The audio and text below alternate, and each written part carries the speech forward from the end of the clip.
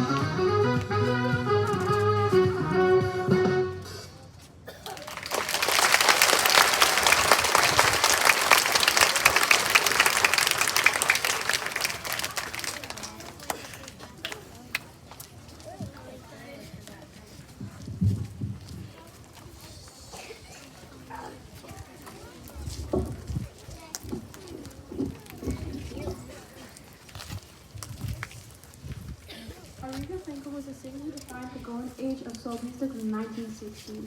She moved from Memphis, Minnesota into his tour.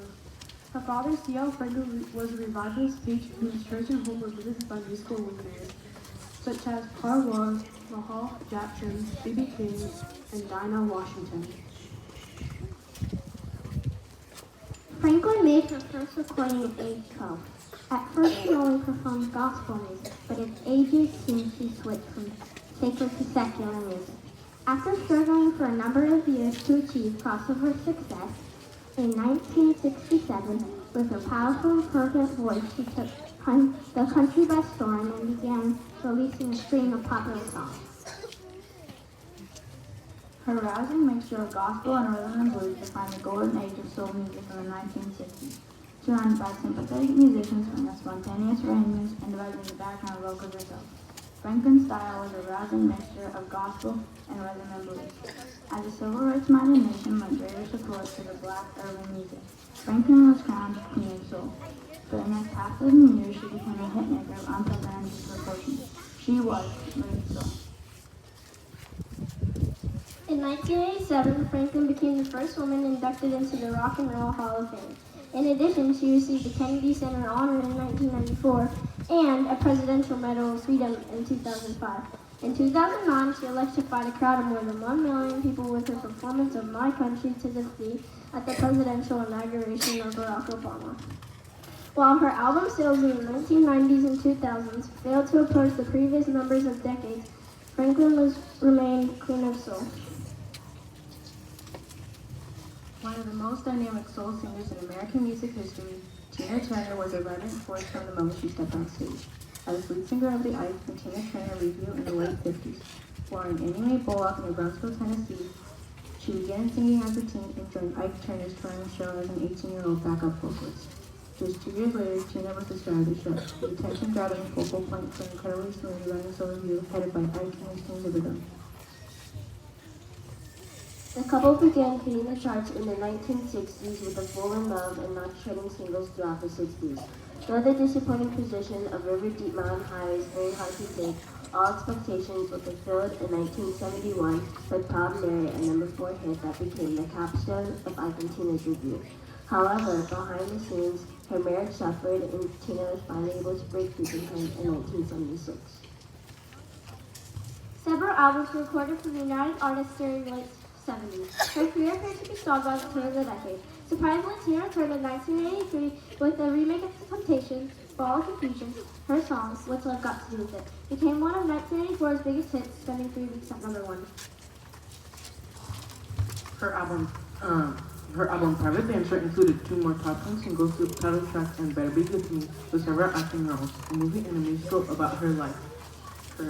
Turner's high-profile status was assured well into the 21st century as she entered her late era, a major influence in younger generations.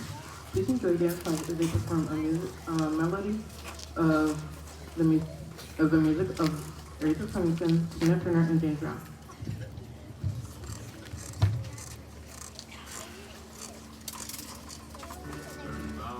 I'm going to take the beginning of this song and do it.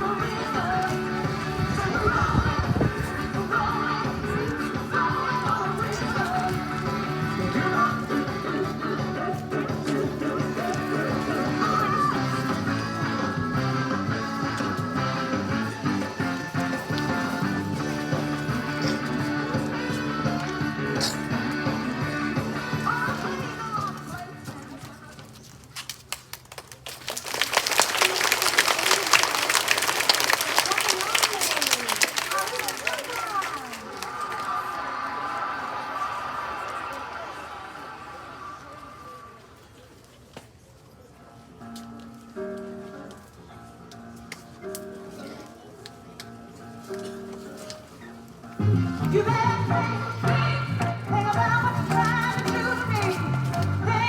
Think, let your mind go, let yourself be free. Let's go back, let's go way back when. I didn't even know you couldn't have been too much more to change. Just stop. I ain't no psychiatrist, I ain't no doctor with a dream. But it don't take too much time to see what you're doing to me. You better think about what you're trying to do to me, yeah. Think, let your mind go, let yourself be free. Oh, freedom, freedom, freedom, freedom, freedom.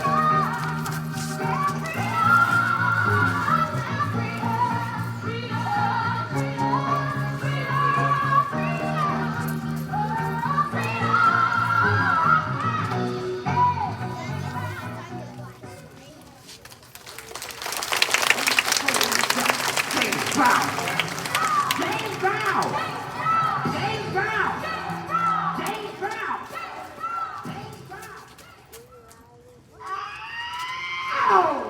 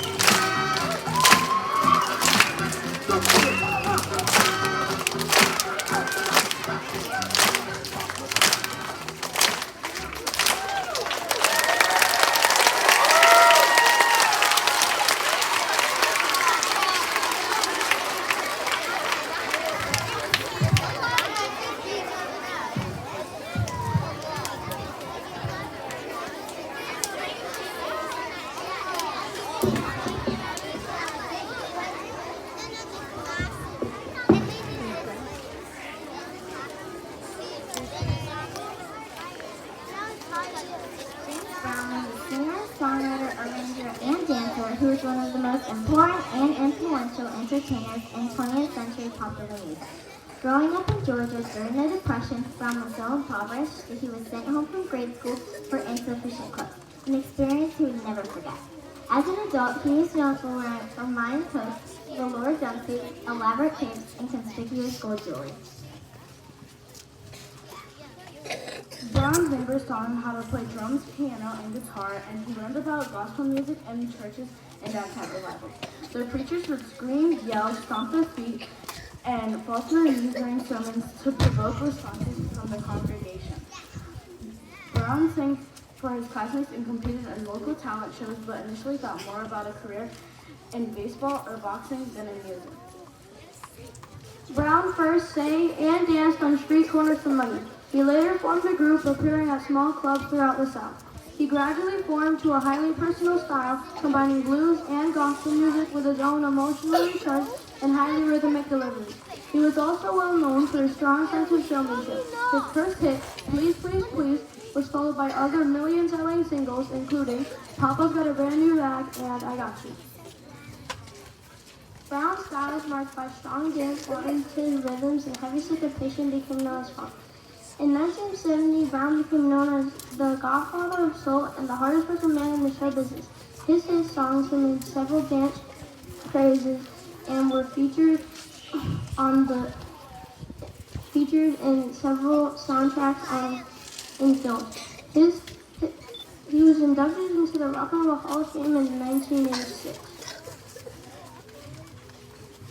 One of the first boy bands, the Jackson 5, consisted of brothers from Gary, Indiana. Jackie, Tito, Jermaine, Marlon, and Michael Jackson.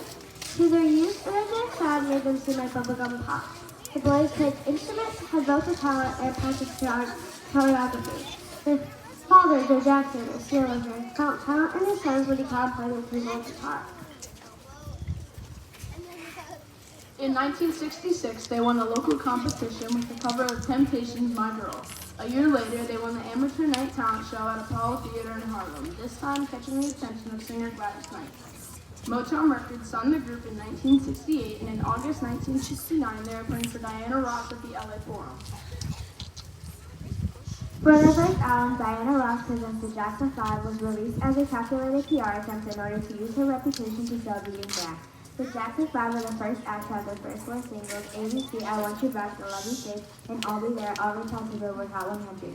And in 1972, Michael began his solo career but remained with the band after the success of Thriller in 1982. They were inducted in the Rock and Roll Hall of Fame in 1997 and Vocal Group Hall of Fame in 1999. ABC and I Want You Back were listed in Rock and Roll's Hall of Fame 2004's 500 songs that shaped rock and roll. Please enjoy Chorus Force as they perform one of Jackson 5's most famous songs, Rock and Robin.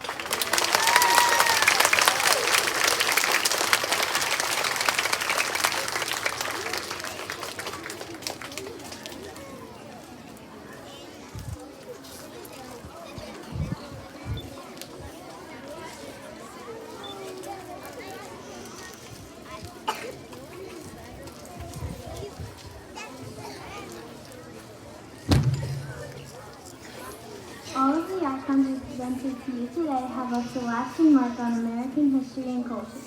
They are some of the most recognized faces and voices in the world. By sharing their gifts with us, these incredible individuals have shown us how to laugh, feel, and hopefully dance. Their songs and other contributions to our society have helped us make America a better and much cooler place. Hopefully, what you saw here this morning, we here at Rowlett Academy have given. We here at Rowlett Academy.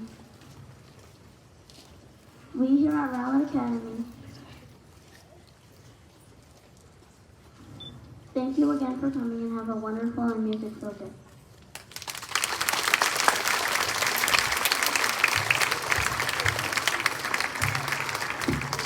You're awesome, thank you. One more big round of applause for all of our performers.